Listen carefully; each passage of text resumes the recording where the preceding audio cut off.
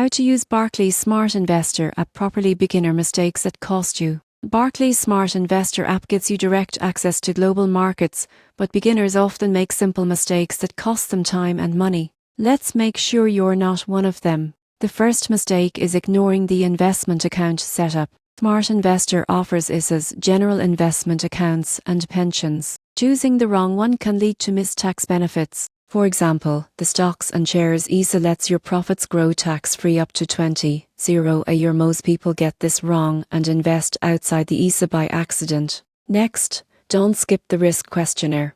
Your answers shape Barclays investment suggestions. Be honest about your comfort with volatility. This helps you tailor portfolios that match your tolerance, not just your ambitions. Another common mistake is focusing only on individual stocks. Smart Investor provides ready-made funds managed by professionals. These portfolios give you instant diversification and can outperform DI picks over time. Pro tip: use the Research tab.